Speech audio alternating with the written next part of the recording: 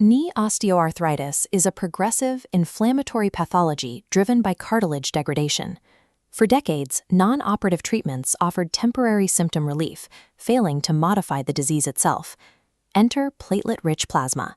As an autologous orthobiologic, PRP targets angiogenesis and active inflammation directly, deploying key mediators like interleukin-1 receptor antagonist to alter the joint environment.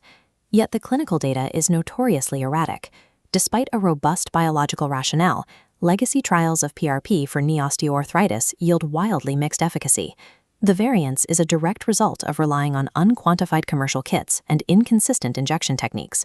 The exact cellular composition and delivery of the treatment fluctuates from clinic to clinic.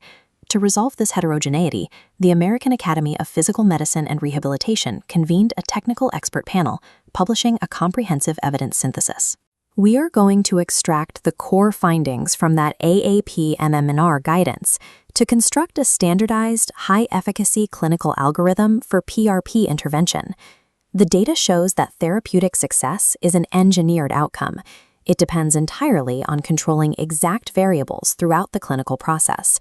The first node of this algorithm begins before the patient ever enters the procedure room: patient selection.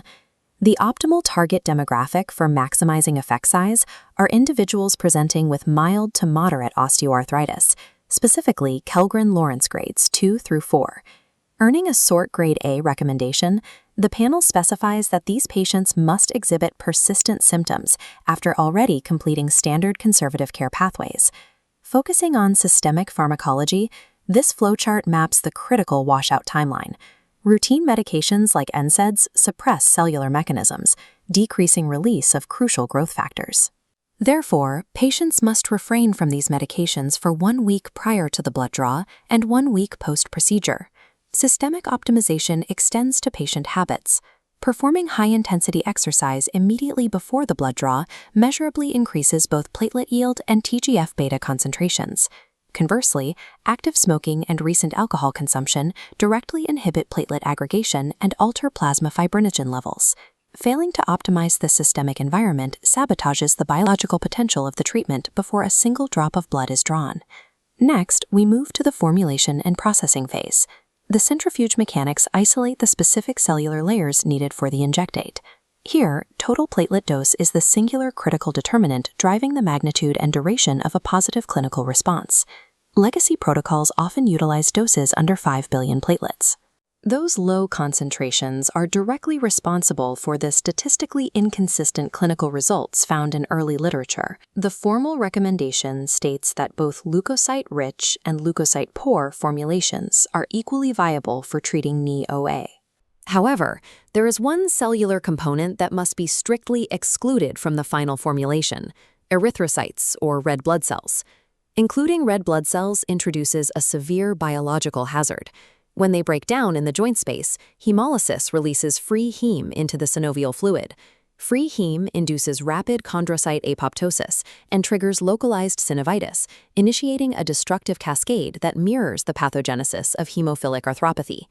Clinical efficacy ignores commercial kit brand names. It relies completely on mathematically hitting the 10 billion platelet threshold while rigorously excluding cytotoxic red blood cells. The final phase of the algorithm dictates the physical delivery architecture of the optimized formulation. Blind, landmark-guided injections suffer from an unacceptable failure rate, plagued by highly variable structural accuracy depending on the practitioner. This side-by-side comparison illustrates anatomical risk. To guarantee precise intra-articular delivery and prevent needle termination in the prefemoral fat pad, ultrasound image guidance is mandatory. Ultrasound serves a secondary necessity. It allows physicians to identify and completely aspirate existing joint effusions prior to injection, preventing the dilution of a highly calibrated PRP formulation. Inside the joint, there is a strict biological warning against intra-articular local anesthetics. This clip demonstrates fluid disruption caused when anesthetics meet a cellular matrix. These anesthetics possess a profound established chondrotoxicity. They actively destroy tenocytes, chondrocytes, and the newly injected platelets you just engineered. If an anesthetic is absolutely mandatory for patient tolerance, ropivacaine must be selected, as data shows it is the least detrimental to the orthobiologic environment. The delivery algorithm must adapt for an outlier demographic, patients with severe osteoarthritis featuring subchondral bone marrow edema. Standard intra-articular PRP fails in these severe cases because the primary pathology resides deep within the subchondral bone structure, inaccessible to superficial fluid. The AAPM-MNR issues a sort grade A recommendation, combining intra-articular delivery with subchondral intraosseous injections. By deploying a secondary intraosseous vector, the injectate bypasses superficial barriers to directly target and modulate dysregulated subchondral bone remodeling pathways. A perfectly formulated 10 billion platelet dose is biologically useless if delivered blindly into a fat pad, or chemically destroyed by standard local anesthetics. This complete flowchart represents the finalized, evidence-backed clinical algorithm built from the AAPM-MNR guidelines. Pillar 1 relies on strict patient selection, optimizing the systemic environment through a mandatory 1-week NSAID and antiplatelet washout.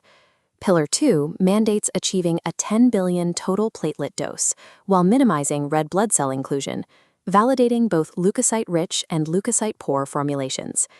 Pillar 3 guarantees accurate delivery via ultrasound guidance, strictly avoiding the cytotoxicity of local anesthetics.